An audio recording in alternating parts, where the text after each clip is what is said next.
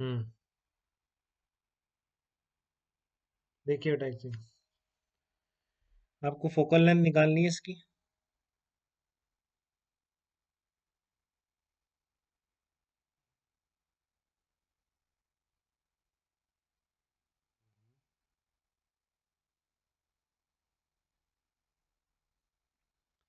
तो mu 1 mu 2 mu 3 refractive index है एक तरफ का, अब दोनों तरफ का अलग अलग मीडियम का हो गया है, तो ये भी मैटर करेगा किस साइड से रेज गिर रही हैं। तो इसलिए आपको उसने डायग्राम में ही बना रखा है किस साइड से रेज आ रही है। मैंने आपको बताया बड़ा वाला फार्मूला याद करना है आपको लेंस का, वो क्या है, μ3/v माइनस म्यू, याद हो गया क्या किसी को? μ3/v minus μ1/u, mu 2 minus μ1/r1। ये भी गिवन है आपको, रेडियस ऑफ कर्वेचर्स भी गिवन है, R1 गिवन है, ये आपको R2 गिवन है। ठीक है, μ3/v minus μ1/u equal to mu 2 minus μ1/r1 minus mu 2 minus μ3/r2, इस तरह। ठीक है, तो अब आप u को क्या डाल रहे हैं, u को आप इन्फिनिटी डाल दीजिए, u को इन्फिनिटी डालिए, तो क्या आ जाएगा, μ3/v equal to mu 2 minus μ1/r1 minus mu 2 minus μ3 upon, दोनों पॉजिटिव आ रहे हैं यहाँ पे, R1 R2 दोनों प्लस आ रहे हैं, तो प्लस रख रहा हूँ। अब साइन, ये तो फार्मूला था, मैं इसमें विद साइन रख रहा हूँ, तो R1 R2 दोनों पॉजिटिव है, देख रहे हैं बेटा। इसका सेंटर ऑफ कर्वेचर भी इधर ही आ रहा है, ये पॉजिटिव डायरेक्शन होगी, रेज इधर से गिर रही है, तो इसलिए +R1 +R2 लिख दिया मैंने। ठीक है, तो यहाँ से जो भी V निकलेगा आपका वो आंसर हो जाएगा, V equal to focal length. ठीक है ना, पॉजिटिव नेगेटिव जो आएगा वो सब डिपेंड करेगा इस पे, रिफ्रैक्टिव इंडेक्सेस पे। ठीक है ना, वो जब ज्यादा होता है सराउंडिंग मीडियम बाहर का लेंस है तो कन्वर्जिंग है, ये सब बातें कब तक हैं, जब तक कि दोनों तरफ मीडियम सेम है। इस तरह का कोई भी सिचुएशन आया, आपको फोकल लेंथ ऐसे ही निकालनी पड़ेगी, ना आप डायरेक्टली बोल भी नहीं सकते कि ये कन्वर्जिंग है डाइवर्जिंग है क्या है, क्योंकि आपका पॉजिटिव होना इसका सब डिपेंड कर रहा है इन पैरामीटर्स पे।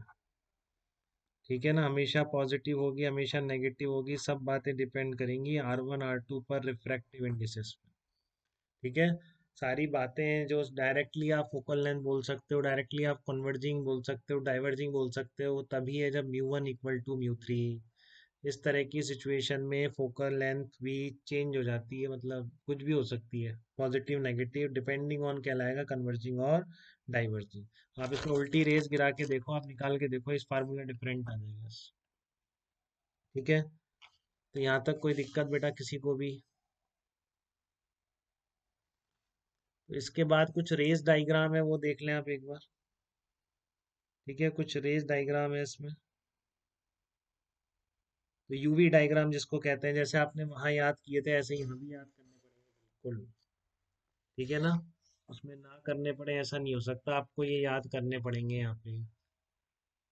देखो आप, जैसे लेंस का एक तो कोई रे ऑप्टिक सेंटर से आती है सीधी निकल जाती है, पैरेलल आ रही है तो फोकस से निकल जाएगी, डाइवर्जिंग है तो पैरेलल आने वाली यहाँ पर फोकस हो जाएगा इसका। ठीक है, तो ये देखो आप एक बार, जैसे इस तरह का लेंस है, तो रेज पैरेलल आ रही हैं, तो ये कहाँ F2 पे इंटरसेक्ट कर देंगे। ठीक है, तो इसमें क्या होगा, real and point size image बनेगा, बहुत स्मॉल इमेज बनेगी। तो ये भी आपको कोई याद रहने चाहिए बेटा, कौन इसमें उल्टा है, उसमें उसके लिए होते थे शायद, कॉन्वेक्स मिरर के लिए होते थे।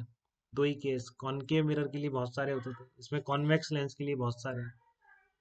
ठीक है, इन्फिनिटी और इसके बीच लिया होगे तो इस तरह की बन जाएगी, ये सब बनानी आनी चाहिए, पैरेलल आने वाली इधर चली गई, ऑप्टिक सेंटर से सीधी चली गई, तो बोर्ड सब में बनानी पड़ेंगी ये सब आपको। ठीक है ना, बोर्ड में तो ये सब बनानी पड़ेंगी, इधर बन गई इमेज। ठीक है, तो आप देख रहे हैं इसमें दोनों सेम डायरेक्शन में रहते हैं, तो जैसे आपकी ऑब्जेक्ट इधर आता जा रहा है, इमेज भी उसी डायरेक्शन में मूव करती जा रही है, ऑब्जेक्ट पास आता जा रहा है, इमेज दूर जाती जाएगी। 2F1 पे आ गया, बिल्कुल 2F2 पे देखिए, 2F वाली सिचुएशन यहाँ भी है, वहां भी ये होता था मिरर में, 2F की 2F पर बनती थी, यहाँ भी वही है, 2F पर अगर रखा है आपने तो 2F पर बनेगी, उल्टी बनेगी।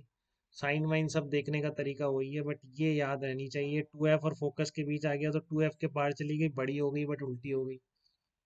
जब इनफाइनाइट पे था बिल्कुल एकदम रटे हुए होने चाहिए बेटा रियल के लिए, तो ये जितना आपने 10th में याद किया था वो तो याद होना ही चाहिए। ठीक है ना, बाकी तो प्लॉट में अभी बनवाता हूँ आपको यूवी डायग्राम, तो जैसे आपने मिरर के याद रखे, वैसे आप इसके भी याद रखेंगे बिल्कुल। ठीक है, तो इसमें आपको यहाँ से भी याद रखेंगे आप, ये बिटवीन टू एफ वन, ये भेज दूंगा मैं आपको पूरा। ठीक है ना, नोट्स में आप संभाल के रखेंगे। दोनों के बीच आ गई तो फिर इधर ही बनेगी बड़ी इमेज, वर्चुअल रियल और virtual infinitely large inverted image बनेगी। ठीक है ना, तो ये आपका हो गया। एट एफ वन बढ़ दोगे तो कहाँ बनेगी, इन्फिनिटी पे बनेगी। और अगर एफ फोकस और उसके बीच लिया होगे तो वर्चुअल इमेज है यहाँ पे। ये वाली सिचुएशन,